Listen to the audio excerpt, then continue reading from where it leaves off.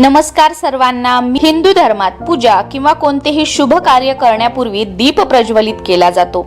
लहानपणापासून आपण सर्वजण आपल्या आईला, आजीला, पणजीला दिवा लावताना पाहिले असेल। घराच्या वडीलधाऱ्या मंडळींनुसार घरात दररोज सकाळी आणि संध्याकाळी दिवा लावावा, यामुळे घरामध्ये आनंद आणि समृद्धी राहते। त्याचबरोबर अशी मान्यता आहे की अग्निदेव यांना साक्षीदार मानून जी कामं केली जातात त्यामध्ये आपण यशस्वी होतोच होतो।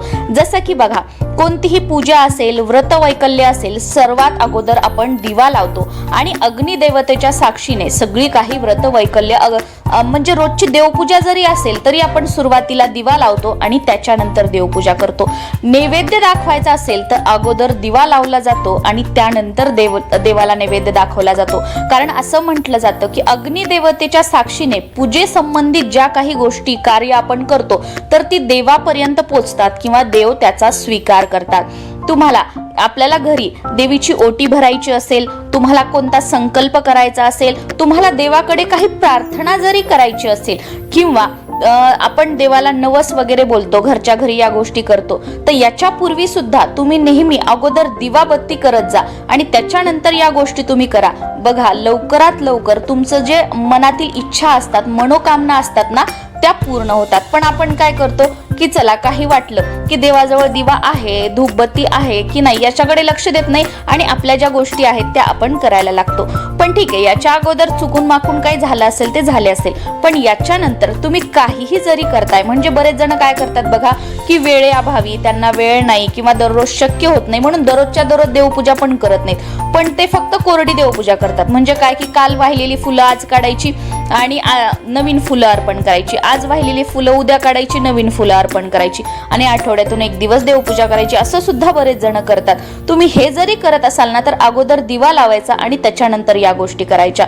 किंवा तुम्हाला हेही करणं शक्य नसेल दररोज, तर तुम्ही अगदी फक्त सकाळी स्नान झाल्यानंतर देवासमोर दिवा लावा आणि देवाला हात जोडून जरी आपण आपापल्या कामाला लागलो तरी सुद्धा आपली जी प्रार्थना आहे ना, जी काही तुम्ही हात वगैरे जोडले आहेत तर ते सुद्धा देवापर्यंत पोहोचतात आणि देवासमोर दिवा लावल्याने एक सकारात्मक लहर जी आहे ना ती आपल्या घरातील वातावरणामध्ये पसरते आणि घरामध्ये सुख समृद्धी राहते।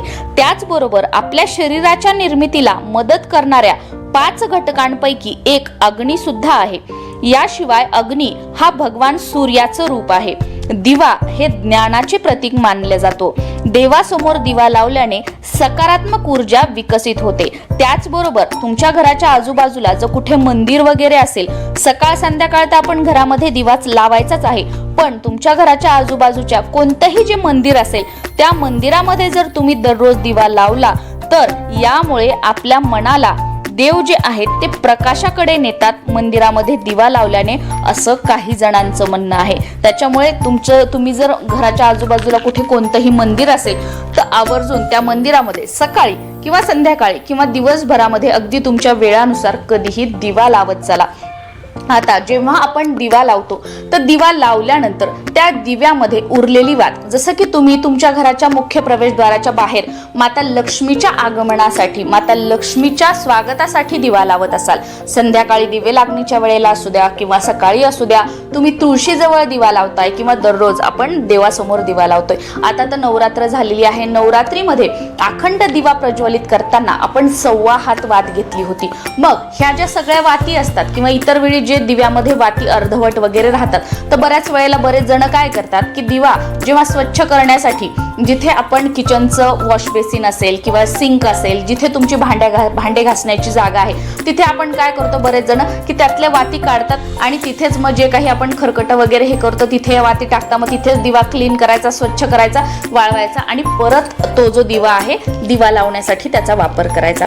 पण दिवा हा आपण खूप भक्तिभावाने आणि आपण त्या देवांसाठी लावत असतो आणि मग या ज्या वाती आहेत ह्या खरकट्यामध्ये टाकणे किंवा डस्टबिन मध्ये टाकणे किंवा तशाच घराच्या एका कोपऱ्यात टाकल्या, परत कचरा भरताना कचऱ्यासोबत त्या कचऱ्यामध्ये टाकल्या, मग तो कचरा उकिरड्यावर जाणार। तुमचं जर बैठं घर असेल तर घराच्या आजूबाजूला कुठेतरी तुम्ही कचरा जमा करत असाल, तो जाळत असाल किंवा घंटा गाडी येत असेल, मग कचरा तुमचा त्याच्यामध्ये जात असेल किंवा तुम्ही फ्लॅट सिस्टीम वगैरे मध्ये राहत असाल तर तो जो कचरा आहे मग तो एका मोठ्या याच्यामध्ये जमा केला जातो, मग तो घंटागाडीमध्ये नेला जातो. तर असे जेव्हा कचऱ्यामध्ये या वाती वगैरे जातात तर त्या कचऱ्यामध्ये फक्त सगळ्या चांगल्याच गोष्टी असतात का? व बरेच जण म्हणजे कोणाला पिरियड्स असतात, कोणाचं काही असतं, कोणाच्या घरी सुतक असतं, कोणाच्या घरी विटाळ असतो, म्हणजे काहीही किती काही गोष्टी त्या कचऱ्यामध्ये असतात.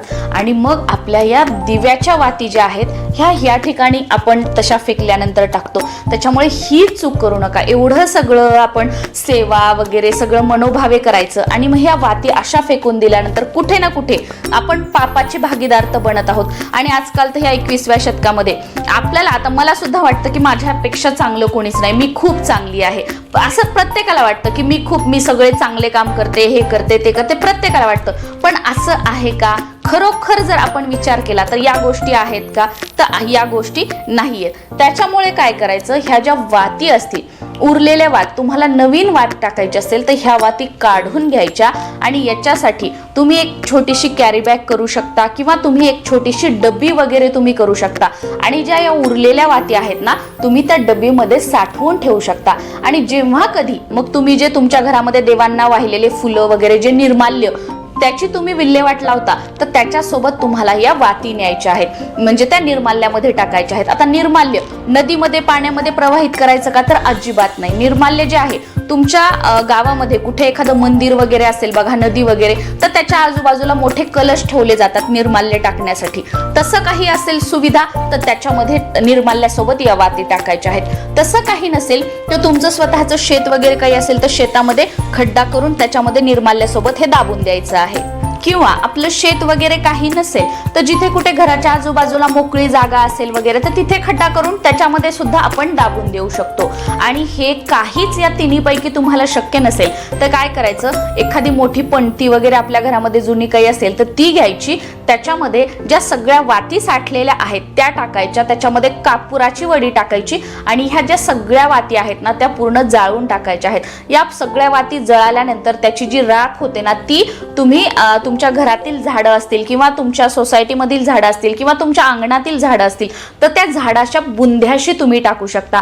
यामुळे काय होईल की ह्या ज्या वाती आहेत त्या कधी कुठे पायंदळी येणार नाहीत आणि कचऱ्यात वगैरे कुठे डस्टबिन मध्ये वगैरे सुद्धा टाकल्या जाणार नाहीत. तर या पद्धतीने या वातींचं विसर्जन जे आहे ते आपल्याला व्यवस्थितपणे करायचं आहे. नाही तर अगदी मनोभावे पूजा केली, एवढं सगळं डेकोरेशन केलं, पाठ केला, पारायण केलं, सगळं केलं आणि ज्या अग्निदेवतेच्या साक्षीने आपण या सगळ्या गोष्टी केल्या तर त्यानंतर त्या दिव्याची जी वात आहे या पद्धतीने इकडे तिकडे टाकून द्यायची, हे कुठेतरी योग्य नाही. आणि आता नवरात्रीमध्ये जर तुम्ही जो अखंड दिवा लावलेला असेल तर त्याची वात एक कापराची वडी घ्या, त्याच्यासोबत ती पूर्ण जाळून टाकावात आणि त्याच्यानंतर त्या वातीची जी राख आहे ती तुम्ही तुमच्या झाडामध्ये वगैरे टाकू शकता. किंवा या पद्धतीने तुम्हाला जर कुठे दाबून देण्यासाठी जमिनीमध्ये शेत वगैरे काही असेल तर तुमच्या दसऱ्याचं जे आपण वापरलेलं फुलं वगैरे निर्माल्य आहे, माळी वगैरे आहेत त्याच्यासोबत तुम्ही त्या दाबून देऊ शकता. किंवा कुठे कलश वगैरे असेल निर्माल्य टाकण्यासाठी तुमच्या गावामध्ये, शहरामध्ये, तर तुम्ही त्याच्यामध्ये टाकू शकता.